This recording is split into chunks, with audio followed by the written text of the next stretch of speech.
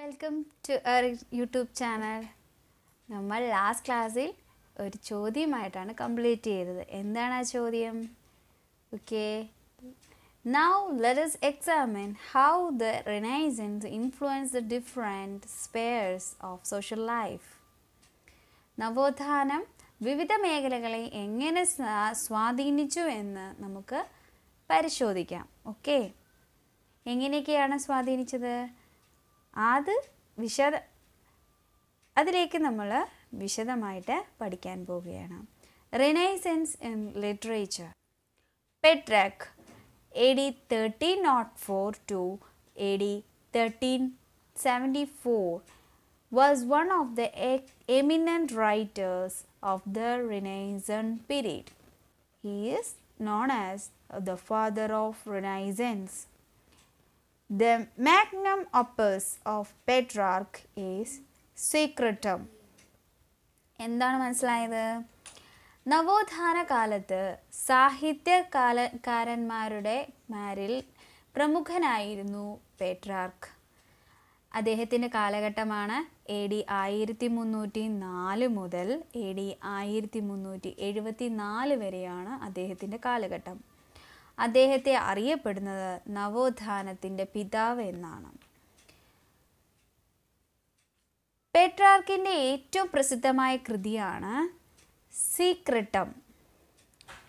കൃതിയുടെ പേരെന്താണ്? സീക്രട്ടം. ഘട്ടത്തെ ചില സാഹിത്യകാരന്മാരുടെ പിക്ചേഴ്സാണ് താഴെ നൽകിയിരിക്കുന്നത്. ആരൊക്കെയാണ് ശ്രദ്ധിച്ചേ? Dante the divine comedy, Boccaccio the Decameron എന്നാണ് ബൊക്കാച്ചിയോയുടെ കൃതിയുടെ പേര്. ദെൻ സെർവാന്തയുടെ കൃതിയുടെ പേര് ഡോൺ ക്വിക്സോട്ട്. ദെൻ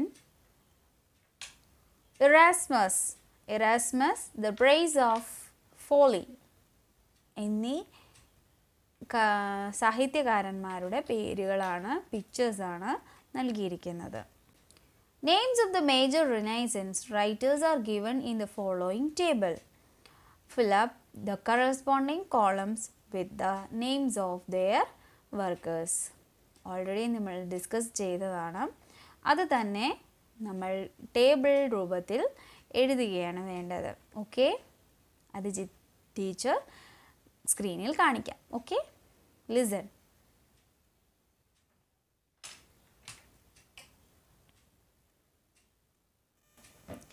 ഓക്കെ കുഞ്ഞുങ്ങളെ, എല്ലാവർക്കും ടേബിൾ മനസ്സിലായെന്ന് വിശ്വസിക്കുന്നു. Renaissance in art.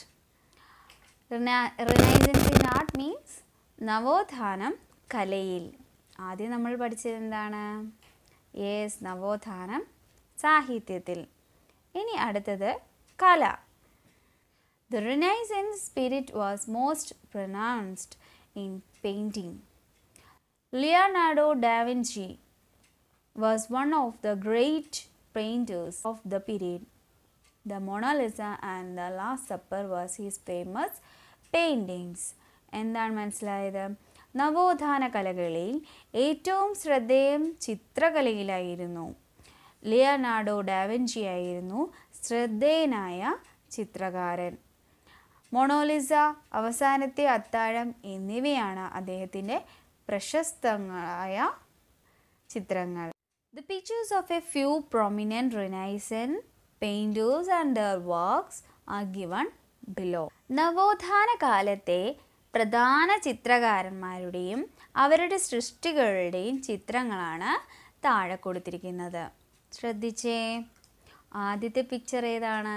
Yes, Mona Lisa അല്ലേ? The Mona Lisa is a famous painting of the Renaissance period.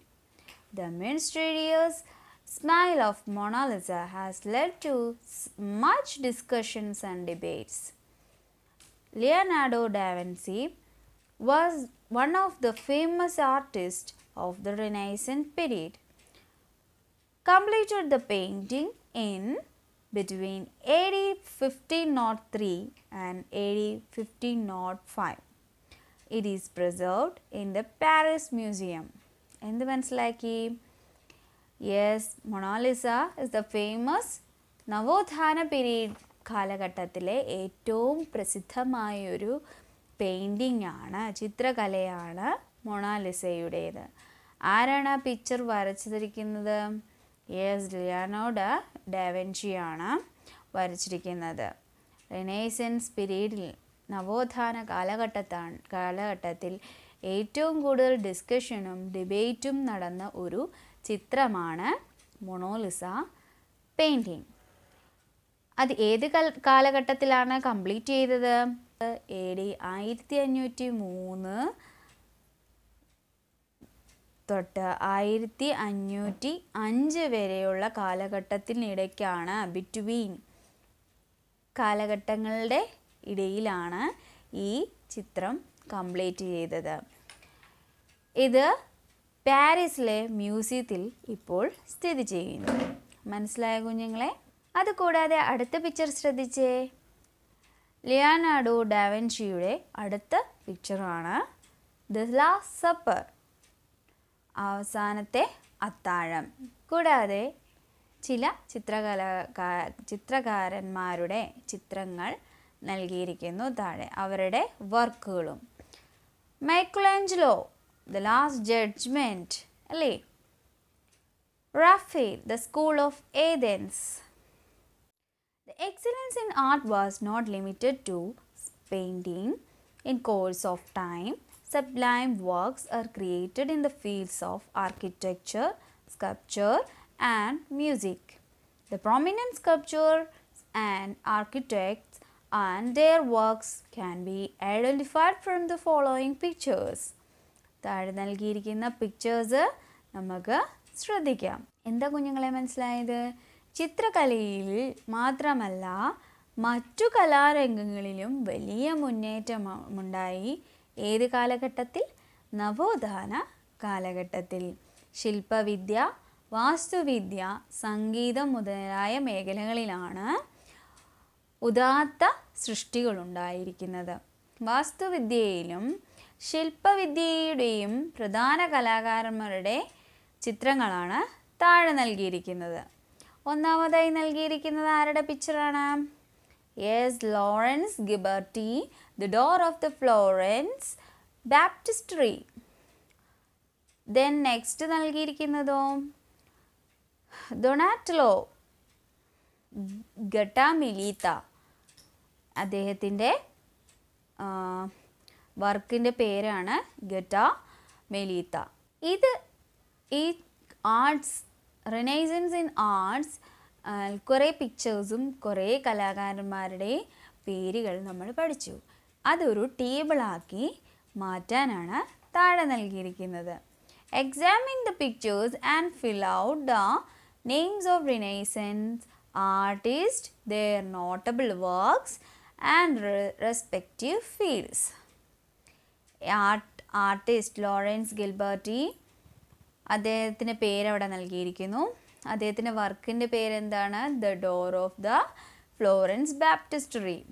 അദ്ദേഹത്തിൻ്റെ ഫീൽഡ് ഏതാണ്? ആർക്കിടെക്ചറായിരുന്നു. അതുപോലെ തന്നെ മറ്റ് ആർട്ടിസ്റ്റിൻ്റെ പേരുകൾ നൽകി, അദ്ദേഹത്തിൻ്റെ അവരുടെ വർക്ക് ഏതാണെന്ന് നൽകി, അവരുടെ ഫീൽഡ് ഏതാണെന്ന് പറയുക. ഓക്കെ, ഞാൻ അത് കംപ്ലീറ്റ് ചെയ്ത് ഒരു ടേബിളാക്കി സ്ക്രീനിൽ കാണിക്കാം. Look at the screen. Okay, renaissance in science, നവോത്ഥാനം ശാസ്ത്രത്തിലേക്ക്. You have learned that the sun is the center of the solar system and all planets, including the earth, revolve around it. Haven't you? But formerly it was believed that the earth was the center of the universe. In the Renaissance period, this belief was proven false. Copernicus promoted this theory of solar system and announced that the earth revolves around the sun. Later, Galileo Galilei invented the telescope, and using it he scientifically proved that the theory put forward by Copernicus was true. It became easier to propagate the Renaissance ideas widely among the masses with the invention of the printing press by Gutenberg. എന്താണ് മനസ്സിലാക്കിയത്?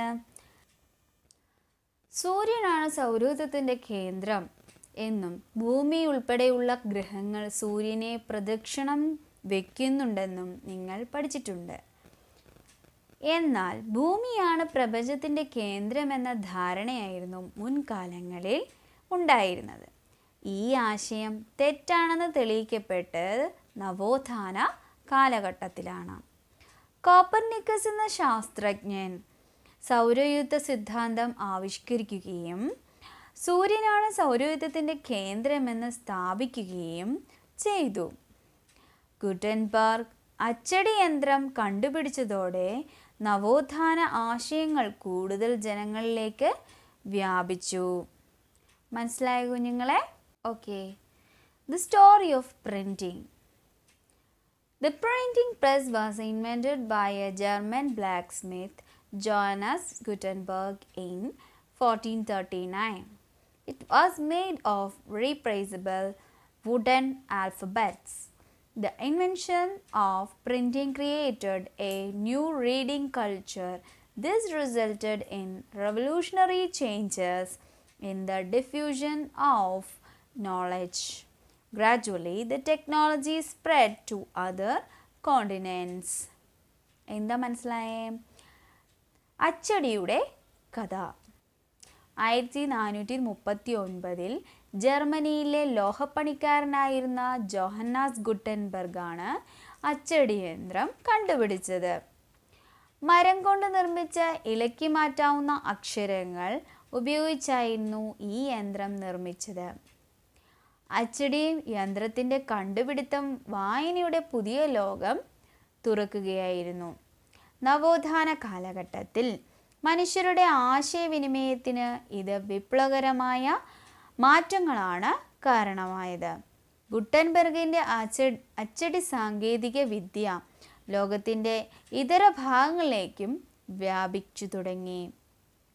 വിജ്ഞാനത്തിൻ്റെ വ്യാപനത്തിന് അച്ചടി യന്ത്രത്തിന് കണ്ടുപിടുത്തം വലിയ സംഭാവനയാണ് നൽകിയത്. അടുത്ത് നമ്മൾ എന്താണ് പഠിക്കാൻ പോകുന്നത്? ദ റീഫോർമേഷൻ, മതനവീകരണം. The renaissance had a say in the religious sphere also. The refinement underwent by the European Christianity in the 16th century is known as the Reformation. Martin Luther led this movement which began in Germany. നവോത്ഥാന ആശയങ്ങൾ മതരംഗത്തും സ്വാധീനം ചെലുത്തി. 16-ാം നൂറ്റാണ്ടിൽ യൂറോപ്പിലെ ക്രൈസ്തവ സഭയിലുണ്ടായ പരിഷ്കരണം മതനവീകരണം എന്ന് അറിയപ്പെടുന്നു. ജർമ്മനിയിലാണ് ഇത് ആരംഭിച്ചത്. ഇവിടെ മതനവീകരണത്തിന് നേതൃത്വം കൊടുത്തത് മാർട്ടിൻ ലൂതർ ആയിരുന്നു. മനസ്സിലായ കുഞ്ഞുങ്ങളെ? അടുത്തത് in search of sea routes, സമുദ്രമാർഗങ്ങൾ തേടി. We have seen that the Turks had conquered Constantinople.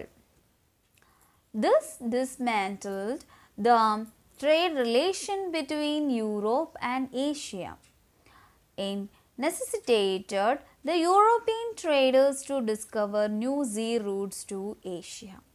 The invention of the canvas and the spirit of adventure uncovered unknown routes, oceans and continents. തുർക്കികൾ Constantinople പിടിച്ചടക്കിയത് നാം മനസ്സിലാക്കിയതാണല്ലോ.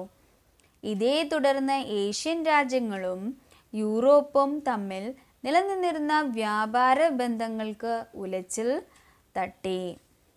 ഇത് പുതിയ വാണിജ്യ മാർഗങ്ങൾ കണ്ടെത്താൻ യൂറോപ്യന്മാരെ നിർബന്ധിതരാക്കി. വടക്ക് നോക്കി യന്ത്രത്തിൻ്റെ കണ്ടുപിടുത്തവും സാഹസിക സഞ്ചാരത്തോടുള്ള താൽപ്പര്യവും പുതിയ സഞ്ചാരമാർഗങ്ങളും സമുദ്രങ്ങളും വൻകരകളും മനുഷ്യന് പരിചിതമാക്കി. Industrial revolution. വ്യവസായ വിപ്ലവം. The Renaissance in the field of science led to the invention of new machines which brought about immense changes in the field of production. Consequently, production increases while the cost of production decreased. Such changes in the field of production are shared in the Industrial Revolution. It began in England and revolutionized production and trade. Industrial Revolution എന്ന് പറഞ്ഞാൽ വ്യവസായ മേഖലയിൽ ഉണ്ടായ വിപ്ലവത്തെയാണ് പറയുന്നത്. എങ്ങനെയാണ് അത് സംഭവിച്ചത്? നവോത്ഥാനത്തെ തുടർന്നാണ് വ്യവസായ വിപ്ലവം നടന്നത്. എങ്ങനെ? ശാസ്ത്രരംഗത്തുണ്ടായ പുരോഗതി പുതിയ യന്ത്രങ്ങളുടെ കണ്ടുപിടുത്തത്തിന് കാരണമായി. യന്ത്രങ്ങൾ ഉൽപാദന രംഗത്ത് വലിയ മാറ്റങ്ങൾ കണ്ടുവന്നു. അതുപോലെ തന്നെ ഇത് ഉൽപാദനം 10 മടങ്ങ് വർദ്ധിക്കുന്നതിനും ഉൽപാദന ചെലവ് കുറയുന്നതിനും ഇടയാക്കി. ഇത്തരത്തിൽ ഉൽപാദന രംഗത്തുണ്ടായ മാറ്റങ്ങൾ വ്യവസായ വിപ്ലവം എന്ന പേരിൽ അറിയപ്പെടുന്നു. വ്യവസായ വിപ്ലവം ഇംഗ്ലണ്ടിലാണ് ആദ്യമായി ആരംഭിച്ചത്. ഇതേ തുടർന്ന് വാണിജ്യ രംഗത്ത് വലിയ മാറ്റങ്ങളാണ് ഉണ്ടായത്. ചിത്രങ്ങൾ നോക്കിക്കേ. വ്യവസായ രംഗത്ത് ആദ്യമായി ഉണ്ടാക്കിയ മെഷീനുകളാണ് കാണുന്നത്. Inventions during the industrial revolution, വ്യവസായ വിപ്ലവ സമയത്ത് ഉണ്ടായ മെഷീനുകൾ. സ്പിന്നിങ് ജെന്നി ആൻഡ് ദെൻ ആവിയന്ത്രം, steam engine. The inventions during the Industrial Revolution. Scientist. Table ശ്രദ്ധിച്ചേ. ഫ്ലൈയിങ് ഷട്ടിൽ ആരാണ് കണ്ടുപിടിച്ചത്? John Kay. Spinning jenny, James Hargreaves. Steam engine, James Watt. Locomotive, George Stephenson. നവോത്ഥാന കാലഘട്ടത്തിൽ ശാസ്ത്രത്തിൽ പ്രധാന പങ്കുവഹിച്ച ശാസ്ത്രജ്ഞന്മാരുടെ പേരുകളും അവർ കണ്ടുപിടിച്ച മെഷീനുകളും ഇൻവെൻഷൻസുമാണ് പഠിച്ചത്. ഓക്കെ, എന്താണ് നമ്മൾ ഈ ചാപ്റ്ററിൽ പഠിച്ചത്? Yes, renaissance began in Italy. നവോത്ഥാനത്തിൻ്റെ തുടക്കം എവിടെയാണ്? ഇറ്റലിയിലാണ്. Humanisms was the most prominent characteristic feature of the renaissance. മാനവികത നവോത്ഥാനത്തിൻ്റെ പ്രധാന സവിശേഷതയാണ്. Renaissance had tremendous influence on literature, art, science and religion.